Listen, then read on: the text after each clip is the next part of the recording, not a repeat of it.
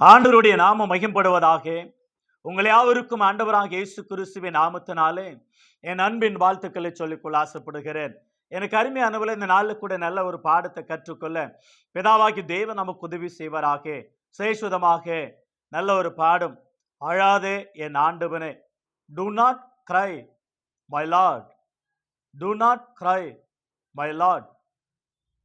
அழாதே என் ஆண்டவனே என்ற டாபிக்ல தலைப்புல நல்ல ஒரு பாடத்தை கற்றுக்கொள்ள தேவன் நமக்கு உதவி செய்வாராக. 2 ராஜாக்களின் புஸ்தகம் 8ஆம் அதிகாரம் 11 முதல் 13 வாக்கியங்கள். The book of 2 Kings chapter 8 verse 11, 12, 13. 3 words. 2 ராஜாக்கள் 8ஆம் அதிகாரம் 11. பின்பு தேவனுடைய மனுஷன் சலித்து போகும் மட்டும் அவனை நோக்கி கொண்டே அழுதான். அப்பொழுது ஆசகேல், என் ஆண்டவன் அழுகிறது என்ன என்று கேட்டான். அதற்கு அவன், நீ இஸ்ரவேல் புத்திரருக்கு செய்யும் தீங்கை நான் அறிந்திருக்கிறபடினால் அழுகிறேன். நீ அவர்கள் கோட்டைகளை ஆக்கினைக்கு இரையாக்கி அவர்கள் வாலிபரை பட்டயத்தால் கொன்று அவர்கள் குழந்தைகளை தரையோடு மோதி அவர்கள் கர்ப்பவதிகளை பேரி போடுவாய் என்றான். அப்பொழுது ஆசகேல், எத்தனை பெரிய காரியத்தை செய்ய நாயாகிய உமது அடியன் எம்மாத்திரம் என்றான். அதற்கு எலிசா, நீ சீரியாவின்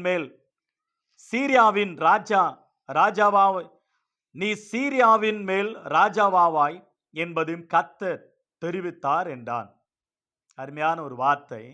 இந்த இடத்துல எலிசா தீர்க்கதரிசியானவன் ஆசகேலை பார்த்து அழுகிறார். அழுகிறார். என்னவென்று அவருக்கும் புரியவில்லை. ஆனா இவருக்கு தெரிஞ்சதுனால இவர் அழுகிறார். எலிசா தீர்க்கதரிசியானவர் அழுகிறார். ஆனா புரியாததுனால தெரியாததுனால, ஏன் அழுகிறாய் என் ஆண்டவன் என்று கூக்குரலிடுகிறார் ஆசகேல். ஆகேதான் அழாதே என் ஆண்டவனே. எனக்கு அருமையானவர்களே, உலகத்தில் இருக்கிற இன்றைக்கு 800 கோடிக்கு மேலாக இருக்கக்கூடிய ஒவ்வொரு மனிதனுடைய வாழ்வில் ஒருவர் பார்க்கும் பொழுது என்ன தோன்றுகிறது என்பது குறித்து சிந்திக்கிற நிலையில நாம் நிற்கிறோம். சிலரை பார்த்தா எப்படி இருக்கும்? நீங்க சொல்லலாம், நீங்க சிலரை பார்ப்பீர்களானால் உங்களுக்கு என்னவா தோன்றும்? எனக்கு அருமையானவர்களே, அன்றைக்கு எலிசா தீர்க்கதரிசியானவர் அவருடைய காலத்துல ஆசகேல் ராஜாவாக ஆக போகிற ஆசகேலை பார்த்து அழுதார். இன்றைக்கு நீங்கள் யாரை பார்த்து அழுகிறீர்கள்? சிலரை பார்த்தா மகிழ்ச்சியா இருக்கும், ரொம்ப மகிழ்ச்சியா இருக்கும். அன்றைக்கு ஆசகேலை பார்த்த உடனே எலிசா தீர்க்கதரிசிக்கு அழுகையா வருகிறது. தேம்பி தேம்பி அழுகிறார், சத்தமிட்டு அழுகிறார். ஏன் அழுகிறார் என்று ஆசகேலுக்கு தெரியவில்லை. பட் அவர் ஏன் அழுகிறார் என்று ஆண்டவருக்கு தெரியும், எலிசா தீர்க்கதரிசிக்கும் தெரியும். காரணம் என்னவென்றால், ஆசகேல் அந்த சீரியா தேசத்து மேல் ராஜாவாவான். அதுக்கு பிற்பாடு என்ன நடக்கும் என்பது குறித்து பைபிள் அழகாக சொல்லப்படுகிறது, வாசித்தோம். ஆகவே சில சம்பவங்கள் உங்களுக்கு நன்றா தெரியும். நீங்கள் சிலரை பார்த்தா எப்படி இருக்கும்? மகிழ்ச்சியா இருக்கும் இல்லைங்களா? நீங்க ஒரு சந்திக்கும் பொழுது, சிலரை பார்க்கும் பொழுது மிக மகிழ்ச்சியா இருப்பீர்கள். சிலரை பார்க்கும் பொழுது கோபம் வரும். ஏனென்றால் அவர்கள் செய்த அட்டகாசமெல்லாம் அவங்களுக்கு நினைவில் வரும் பொழுது கோபம் வரும். மகிழ்ச்சியா வருகிறது அவங்க செய்த நன்மைகளை நினைக்கும் பொழுது. நீங்கள் சிலரை பார்த்தா இரக்கம், அன்பு, பாசம், நேசம், தயவு இவைகளெல்லாம் வரும். சிலரை நீங்கள் பார்த்தீங்களா? சிலரை பார்த்தா உறவுகள் தோன்றும், உறவுகள் தொடரும். சிலரை பார்த்தீங்கன்னாக்கா அவங்களோடு கூட அன்பை பேசின உடனே, ஆமா நீங்க அந்த வீட்டாரா, இந்த வீட்டாரா, பக்கத்து வீட்டாரா, சொந்தக்காரங்களா? எஸ், நாங்க சொந்தக்காரங்க, நீங்க எங்க சொந்தக்காரங்க அப்படின்னு சொல்லி அந்த உறவுகள் தொடரும். நீங்க சிலரை பார்த்தா நிச்சயமாகவே பார்க்கவே முடியாது அவங்கள முகத்தை. அவங்க முகம் சொல்லுவாங்க இல்லைங்களா, அவங்க முகத்தை பார்த்தா கடுகு போட்டா பொரிச்சிரும் போல தெரியுது அவங்களோட முகம். அவங்களுடைய கோபம், அகத்தின் அழகு முகத்தில் தெரியும் என்று சொல்லுவாருங்க இல்லைங்களா.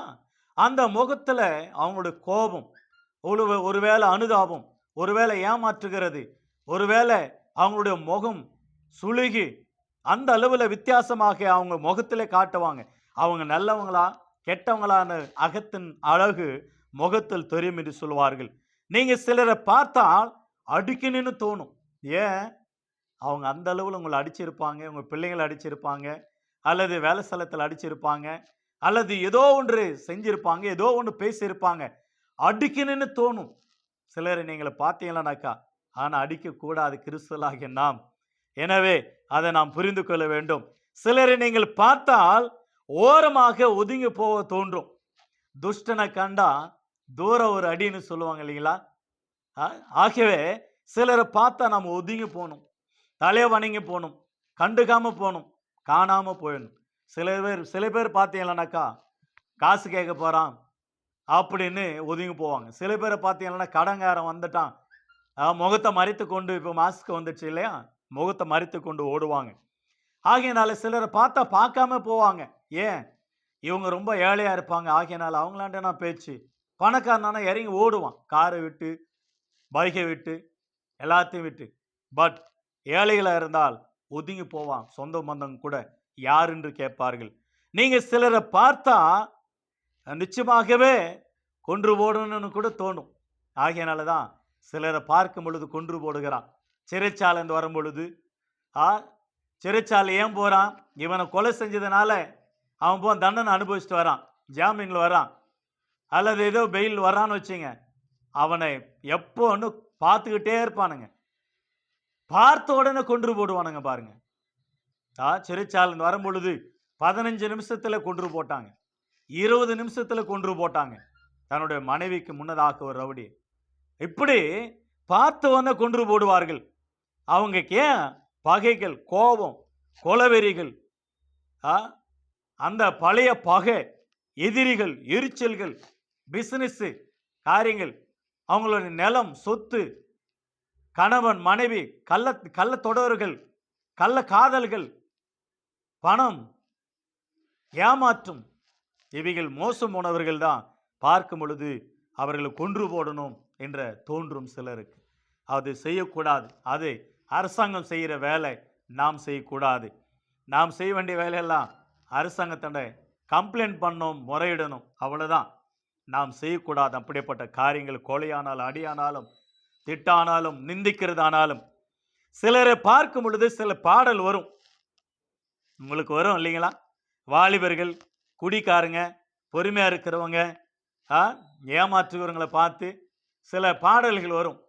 காதலர்கள், வாலிபர்கள் பார்த்தா, வாலிப பெண்களை பார்த்தா ஆட்டோமேட்டிக்காக காதல் பாட்டு வரும், காதல் கவிதைகள் வரும். குடிக்காரங்களை பாருங்க, அவனும் பாட்டு பாடுவான், கவிதை சொல்லுவான்.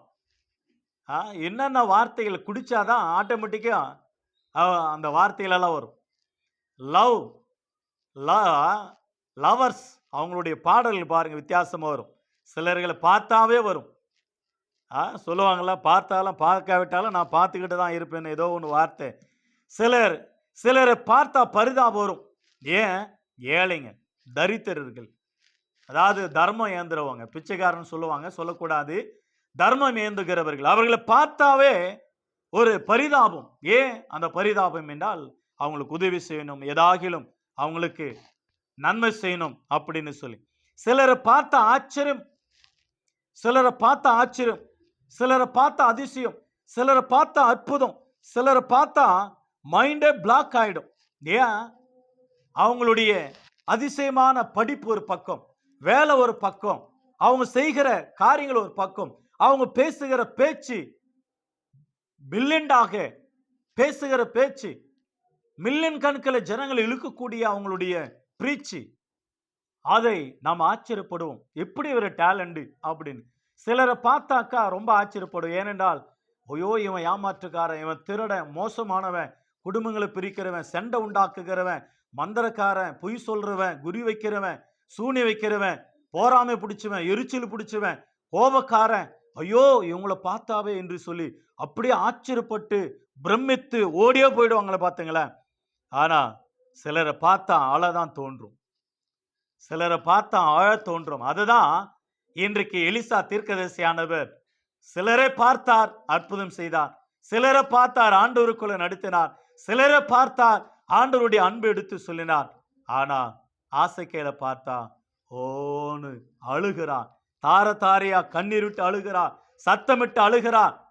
ஆண்டவருடைய சமூகத்துல நோக்கி பார்க்கிறார். அவர் செய்ய வேண்டிய ஆபத்தையும் நாசமோசங்களையும் இவளை பார்த்து அழுகிறதை நாம் பார்க்கிறோம். ஆகவே சிலரை பார்த்தா கண்ணீர் வரும்.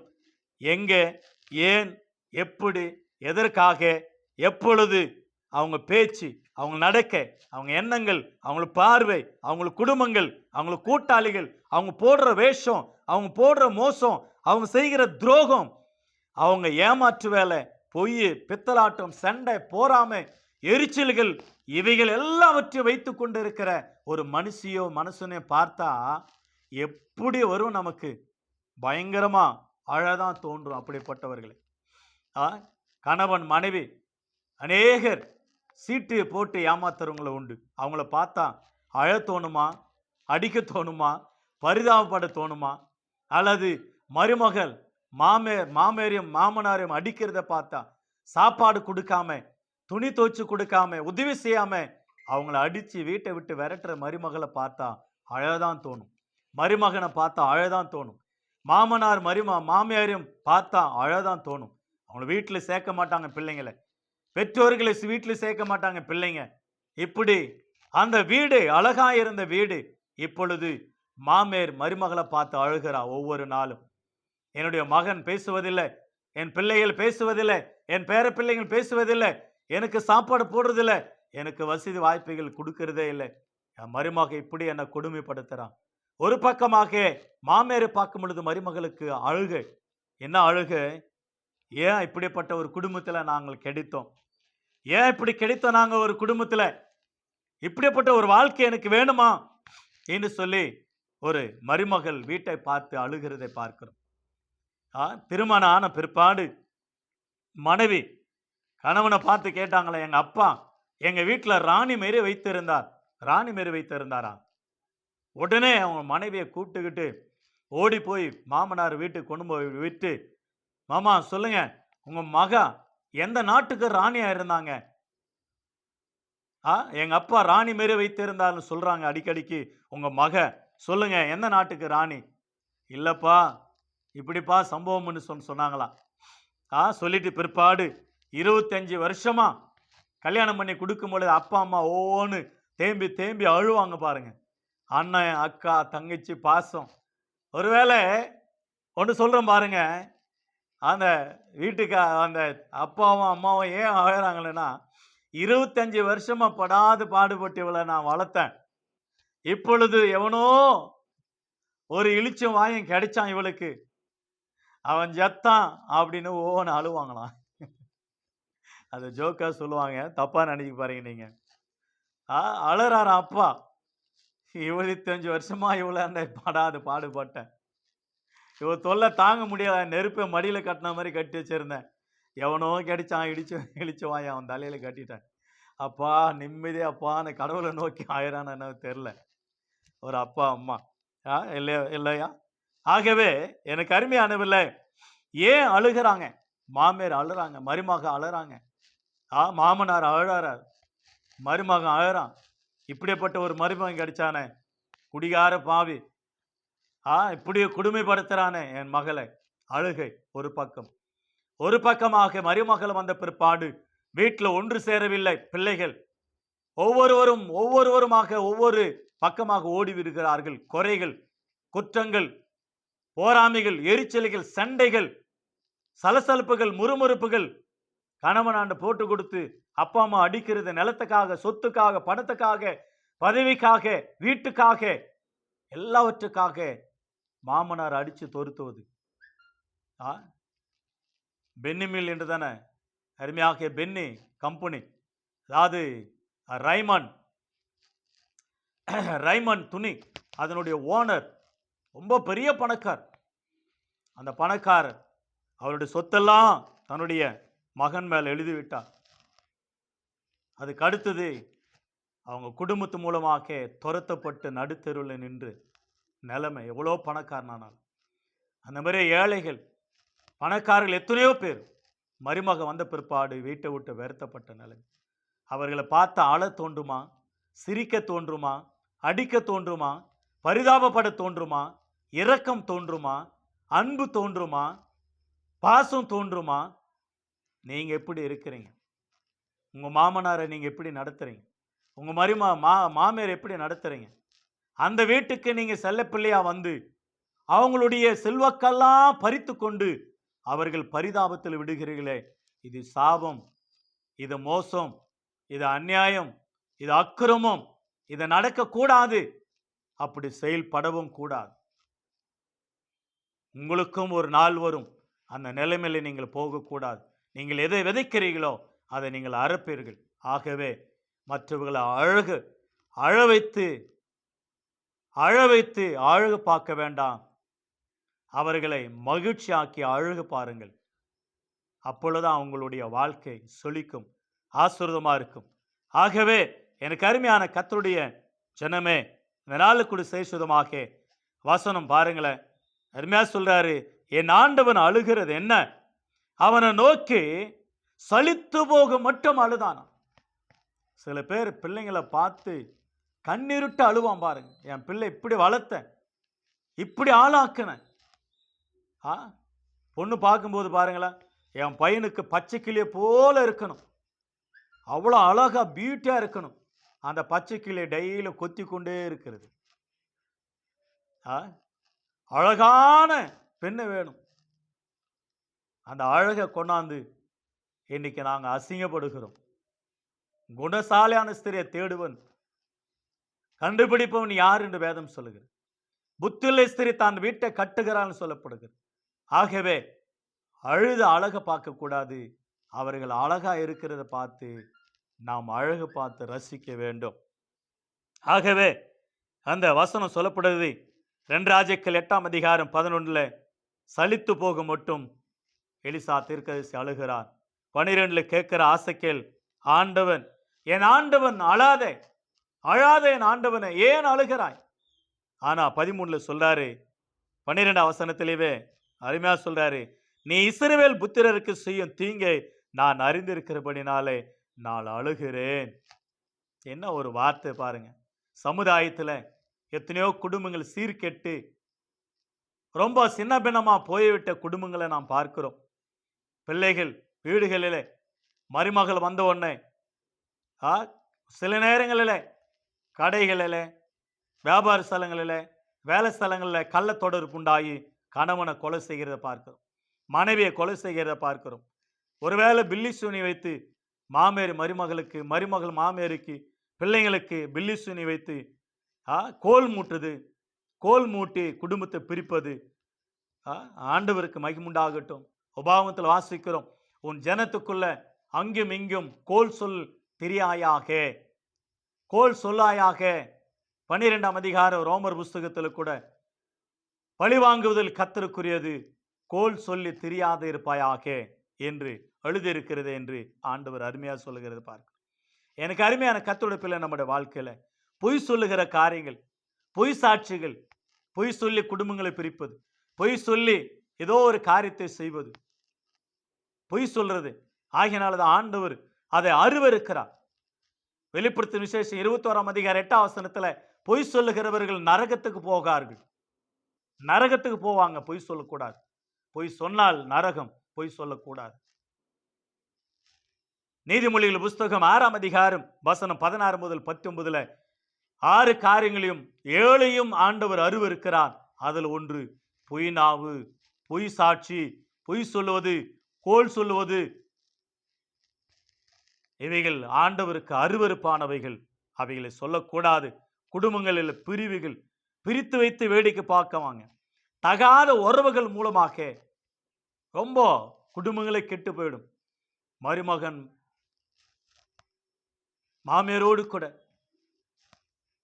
மாமியார் மருமகனோடு கூட, மருமகள் மாமனாரோடு கூட, மாமனார் மருமகளோடு கூட தவறான உறவுகள் வைத்துக்கொண்டு குடும்பங்களை கெடுத்து குட்டிச்சேவர் ஆக்கிற குடும்பங்கள் உண்டு. அவர்களை பார்த்தா அழ தோணுமா? அழாத இருக்க தோணுமா? ஒரு பிரியாணிக்காக ஒரு பிரியாணி கடைக்காரனை வைத்துக்கொண்டு 2 குழந்தைங்களை கொலை செய்து அந்த பிரியாணி கடைக்காரனோடு கூட ஓடின ஒருத்தி சிறைச்சாலையில் இருக்கிறார்கள். சென்னையில் நடந்த சம்பவங்கள் இல்லையா? எத்தனையோ குடும்பங்கள் யூடியூப்லலாம் பார்த்தீங்களா, அல்லது நியூஸில் 10:30 மணிக்கு மேலே அந்த நியூஸில் போடுவாங்க பாருங்க. குற்றம் குற்றம் தான், குற்ற பிரிவுகள் என்ன நடந்தது, இவைகளெல்லாம் கணவன் மனைவி கொலை செய்வதும், மனைவி கணவனை கொலை செய்வதும், காதலர்கள் மற்றவர்களை கொலை செய்வதும், காதலுக்காக நண்பனை கொலை செய்வதும். எங்க பெங்களூர்ல கோரமங்கலம் என்ற பகுதியில் பிஜியில் இருக்கக்கூடிய ஒரு மகள், 2 பேருமே பிஜியில் வேலை செய்யக்கூடியவர்கள், சாப்ட்வேரில் வேலை செய்கிறவர்கள், காதலித்தார்கள். அவனுக்கு வேலை இல்லை. திடீரென்று அந்த பிஜியிலிருந்து வேற ரூமு மாற்றி கொண்டால், இன்னொருத்தனை தொடர்பு கொண்டால் அந்த வாலிப மகள். இவன் பார்த்தான், ஓடி போய் அவளுடைய காதலித்த அந்த பெண்ணுடைய ஃப்ரெண்டை போய் கழுத்து அறுத்து கொலை செய்து விட்டான். அவளுக்கு ஒன்றுமே புரியாது. இவளால் தான் என்னுடைய காதல் பிரிந்தது என்று தவறாக முடிவு கொண்டான். இன்றைக்கு எத்தனையோ பேர்கள், சில பேர் வாலிபர்களை காதலித்து அவர்கள் நல்ல அவங்களாண்ட இருக்கிறதெல்லாம் உருவிட்டு ஒன்றும் தெரியாமல் ரோட்டில் விட்டு போகிற வாலிப பிள்ளைங்க, பெண் பிள்ளைங்க, ஆண் பிள்ளைங்க எத்தனை பேர் ஏமாற்றுகிறவர்கள். இந்த மாதிரி ஏமாற்றப்பட்டு கோபதாபதமாக ஒரு தலை காதலாக, ஒரு பக்கம் ஒரு சைடு காதலாக நினைத்து சிலரை கொலை செய்கிறதை பார்க்கிறோம். மாம்ச இச்சைகள் நிறைவேறாமல் இவர்கள் எல்லாம் பார்த்தா அழ செய்யுமா, சிரிக்க தோன்றுமா. ஆகையினாலதான் இவங்களெல்லாம் பார்த்து அழுகிறார். நீ செய்கிற காரியம் என்னன்னு தெரியுமா? நீ மேடைகளை ஆக்கினிக்கு இரையாக்குவாய். அவர்கள் வாலிபர்களை பட்டயத்தால் கொன்று போடுவாய். அவர்கள் குழந்தைகளை தரையோடு மோதி அடிப்பாய். அவர்கள் கர்ப்பவதிகளை கூட பீறி போடுவாய். மருமக கர்ப்பமா இருக்கிறாங்கன்னு மாமேறி அந்த குழந்தை கழிப்பதற்காக சாப்பாட்டில் மருந்து அல்லது விஷம் கொடுத்து, இந்த பிள்ளை பிறந்தா என் மகன் எங்களை நேசிக்க மாட்டான், அவ்வளவுதான் நேசிப்பான்னு மருமகளை கொலை செய்து ஜெயிலில் எத்தனை பேர். எனக்கு அருமையான கர்த்தருடைய பிள்ளை, நம்முடைய வாழ்க்கையில் இப்படிப்பட்ட கொலை காரியங்கள், தகாத காரியங்கள், தகாத உறவுகள் செய்யக்கூடாது. மாமனார் மருமகளை கூட்டின்னு ஓட்டார், போய் 2 குழந்தைங்களை பெற்றெடுத்து குடும்பம் நடத்தி கொண்டு இருக்கிறார். எத்தனை கோரமான நிகழ்ச்சிகள் இவைகள். மச்சன் அதாவது கணவனுடைய அண்ணனை வைத்துக் கொள்வது, தம்பியை வைத்துக் கொள்வது, தகாத உறவுகள் இவைகள். அக்கா வீட்டுக்காரனை வைத்துக் கொள்வது, தங்கச்சி வீட்டுக்காரனை வைத்துக் கொள்வது, கடைக்காரனை வைத்துக் கொள்வது, பாலுக்காரனை வைத்துக் கொள்வது, அப்படியாக ஊர்ல இருக்கிற நண்பர்களை வைத்துக் கொள்வது, உறவுக்காரர்களை வைத்துக் கொள்வது, ஊரு அதிகாரிகளை வைத்துக் கொள்வது, அக்கா புருஷன் தங்காச்சி புருஷன், இப்படியாக கள்ள தொடர்புகள், மாம்ச இச்சைகள் இவைகளை வைத்துக்கொண்டு கம்பெனியில் வேலை செய்யும் பொழுது ஒரு எம்டி வேலைக்காரனை கூட்டு ஓட்டான். ஒரு மேனேஜர் அதே மாதிரியா சூப்பர்வைசர் இருக்கக்கூடிய பெண்ணை கூட்டு ஓட்டா. ஓனர், சாமியார்கள், பாஸ்டர்கள், ஊழியர்கள் கொலை செய்கிறார்கள். கொலை, உபச்சாரம், வேசித்தனம் செய்யக்கூடாது. யோசேப்பு போல நம்ம மேல பழி சுமத்தலாம், ஒண்டர்ஃபுல், பாக்கியவான்கள் நாம். பட் அந்த உபச்சாரத்துக்கு தப்பி ஓடணும். நம்ம செய்யவே கூடாது, ஈடுபடவும் கூடாது. கிறிஸ்தவர்களாகிய நாம் உலகத்துக்கு ரோல் மாடல். ஆண்டவருக்கு மகிமையாக நாம் வாழ வேண்டும். ஆண்டவர் அதுதான் விரும்புகிறார். இரண்டாவதாக அந்த ஆசகேல் சொல்றாரு, நான் ஏமாத்திரம் சொல்றாரு 13 வசனத்தில். அப்பொழுது ஆசகேல், இத்தனை பெரிய காரியங்களை பொல்லாப்பை செய்ய நாயாகிய நான், ஒரு நாயை போல ஒரு தாழ்மை காட்டுறாரு, ஒரு தாழ்மையை சொல்றாரு. சிலரை பார்த்தீங்கன்னாக்கா அந்த அளவுல அடக்கமா இருப்பாங்க, நன்றி உள்ள நாயை போல இருப்பாங்க. பாருங்க, இன்றைக்கு உலகத்துல நாய் மேல ஏறி வந்துச்சு பேய். இப்போ எங்கெங்க பார்த்த ஆளுங்களை கடிக்குது, வெறி பிடிச்சி போய் பிள்ளைங்களை கடிக்குது, ஸ்கூலு பிள்ளைங்களை கடிக்கிறது, பெரியவங்களை கடிக்கிறது. மாட்டு மேலேயும் நாய் மேலேயும் தான் இப்போ யமன் வந்திருக்கான் போல் தெரியுது, பேய் வந்திருக்கு போல் தெரியுது. நாயா பேயா? ஊரை சுற்றி வருகிறார்கள் நாய்களைப் போல் என்று சங்கீதத்தில் வாசிக்கிறோம். ஆகவே நான் எம்மாத்திரம், நானே எம்மாத்திரம் நாய். நான் ஒரு நாயா? இதெல்லாம் எங்க செய்வேன்? இந்த நாய் கொண்டு வந்து நடுவீட்டில் வைத்தால் நாய் என்ன செய்யும்? சில பேர் சொல்லுவாங்கல்ல, நாயை கொண்டு அந்த நடுவீட்டில் வைத்தேன்னு சொல்லி. சில பேர் குடும்பங்களை பார்த்தீங்கன்னாக்கா, அவங்க பிள்ளைங்களுக்கு, அவங்க சொந்த பந்தங்களுக்கு சில நேரங்களில், சில வேலைகளில் நல்ல பொண்ணை பார்த்து கல்யாணம் பண்ணி கொண்டாந்து கொடுத்தா சொல்லுவாங்க, அது நாசமாக பண்ண அந்த குடும்பத்தை. அப்போ சொல்லுவாங்க, இங்கேயோ இருக்கிற நாயை நடுவீட்டில் கொண்டாந்து வைத்தேன், அது என்ன செய்ய தெரியுமா என்று சொல்லி. நான் ஒரு நாயா? ஆசைக்கேல் அவ்வளோ தாழ்மையை தன்னை தாழ்த்துறார். அதோடு கூட நிறைய பேர் சொல்லுவாங்க இல்லைங்களா? ஆகையினால 2வது சொல்றாரு, நான் எம்மாத்திரம், உமது அடியானாகியே நான் எம்மாத்திரம் என்றான். நான் எம்மாத்திரம், தன்னை தாழ்த்துறான். எம்மாத்திரம், தன்னை தாழ்த்துவாங்க. நான் எம்மாத்திரம், மிகவும் தாழ்மையா இருப்பாங்க. இப்பொழுது அந்த வீட்டுக்கே நாட்டுக்கே யமன். நான் எம்மாத்திரம், நான் நாயா அப்படின்னு சொல்லுவாங்க. மாமனாரை கொதருவாங்க, மாமேரை கொதருவாங்க, வீட்டுக்காரனை கொதருவாங்க. ஒரு இடத்துல பார்த்த, லைன்ல நிக்கல வீட்டுக்காரு சாப்பாட்டுக்காக. ஓ எங்கே போன? ஏம்மா கை கழுவிட்டு வந்தம்மா. ஓ தட்டேடியா, கை கழுவ, சாப்பாடு. நானும் ஆச்சரியப்பட்டு நின்று பார்த்தேன் தன்னுடைய மனைவியை. பயந்து நடுங்கி அப்படியாக நாய் மாதிரி கொதறாங்க, நாய் மாதிரி கத்துறாங்க, நாய் மாதிரி சத்தமிடுறாங்க. ரொம்ப சவுண்டு நாய் மாதிரி. அவங்க அந்த அளவில் இன்னைக்கு கிறிஸ்தவ குடும்பங்கள் எப்படி இருக்கு? நான் நாயான்னுட்டு வீட்டில் நாயா பேயான்னு தெரியாது, அந்த மாதிரியா குடும்பம். 2வதா சொல்றாரு, 3வதாக என்ன சொல்றாரு? நான் எம்மாத்திரம், நான் எம்மாத்திரன்னு சொல்லிட்டு நாட்டுக்கும் வீட்டுக்கும் யமனாக மாறிவிட்டேன். ஒரு தாழ்மையாக வருவான் மருமகன் பொண்ணை கட்டிக்கிறதுக்கு. கட்டின பிற்பாடு பார்த்தா பொண்ணு கட்டலாம் வேலை செய்வான், அப்புறம் பொண்ணு கட்டின பிற்பாடு நம்மளாண்ட வேலை வாங்குவான். மருமகளை பார்த்தா ரொம்ப அருமையா தண்ணி கொண்டாந்து கொடுக்குறதும், டீ கொண்டாந்து கொடுக்குறதும், அப்பா என்ன நடிப்பு தெரியுமா? கல்யாணம் கட்டி தாலி கட்டின 3ஆம் நாள் அவங்க நம்ம அவங்களுக்கு வேலை செய்யணும். எத்தனையோ பேர் அனுபவிச்சிருப்பீங்க, அனுபவித்து கொண்டு இருக்கீங்க. நம்ம குடும்பங்கள் அப்படி இல்லை. நம்ம கிறிஸ்தவ குடும்பங்கள் சபைக்கும் சமுதாயத்துக்கும் ஒரு சாட்சியாக ஆண்டவர் வைத்து இருக்கிறார். கர்த்தருடைய பிள்ளை, நம்முடைய வாழ்க்கையில எலிசா ஆசைக்கேலை பார்த்து அழுதா. ஆகேதான் அழாதே என் ஆண்டவனே, do not cry my lord என்று சொல்லி அருமையான ஒரு வார்த்தை சொல்லுகிறார். ஆகவே நாம் அழக்கூடாது, அழ வைக்கவும் கூடாது.